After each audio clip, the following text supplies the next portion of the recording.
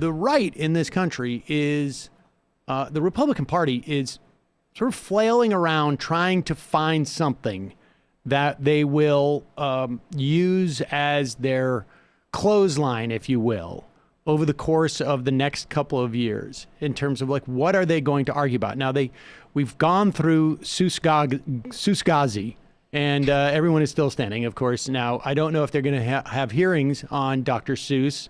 The Republicans are going to attempt to. I don't know. But we seem to have gotten past that for the moment. We also have gotten through Potato Gate. Right. No. It's Scalise and Potato Gate. Potato Gate. Correct. Okay. So, and that doesn't seem to have any traction. And it looks like the plan for the Republican Party. Now, of course, the Biden administration, their proposal for their bill for a $1.9 trillion COVID relief bill, which is going to provide a huge amount of material benefits to folks making a non-trivial amount of money. $75,000 for a family of 4 annually will receive double digits in terms of thousands of dollars, up to, or I should say as a baseline, close to $12,000, and $11,000 or $12,000. It goes up from there. And in addition to support for states and cities and for vaccinations, the vaccinations are rolling out. So what do you do if you're the Republican Party and you have no response to the COVID bill? Where will you go? What will you seek out to promote? Well, Representative Steve Scalise, he is the number 2, I believe, or number 3. No, he's 2 because Cheney's 3.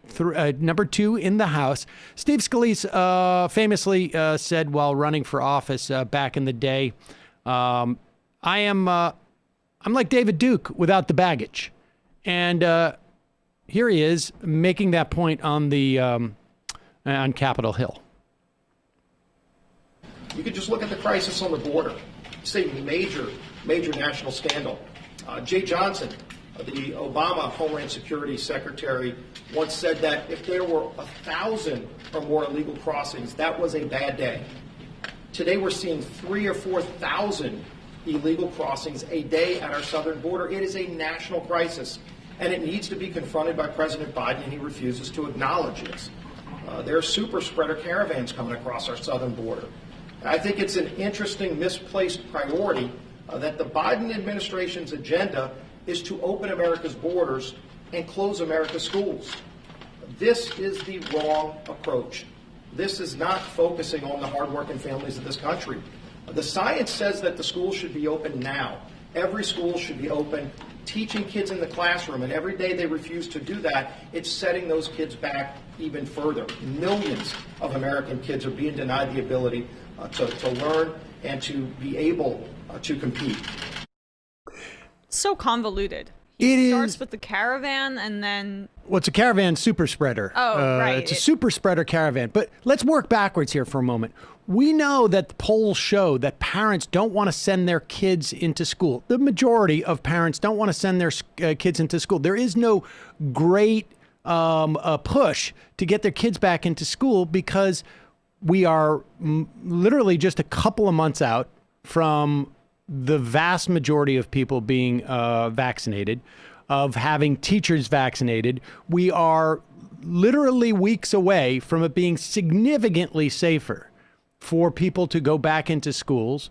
And they've done polling on the class divide between, it seems like the upper class parents are more eager to send their kids back to school than the opposite, which is an interesting dynamic. Without a doubt. And part of that is because folks who are living in low income areas have been hit by COVID more. Yeah. And particularly brown and black people have been subjected to more COVID. They have less medical facilities. They have more requirements that they travel for work, et cetera, et cetera. And we are also headed into spring. You're going to see schools be able to finally put their windows down open and get some type of ventilation, because we didn't put any money into providing this. So that is falling upon largely deaf ears. And then this notion of a super spreader immigration thing, caravan. There is no caravan. There are no caravans. There was an attempt to sort of build a narrative of a massive caravan weeks and months ago. And the idea that you now are worried about super spreader events when you have spent literally the past year denying the existence of super spreader events. And participating in one. I mean, were they screaming about a caravan super spreader as, 40,000 people packed into a gymnasium to watch Trump speak, or just at the Amy Coney Barrett celebration, essentially, that they had at the White House that got half the White House infected. Yeah. No, but it is interesting, and it is also apropos for our guest today. And I will say they're scraping the bottom of the barrel here. There's really a lack of a strong voice on the right now, with Trump being deplatformed, essentially. They don't know how to message this effectively, and I think it's showing.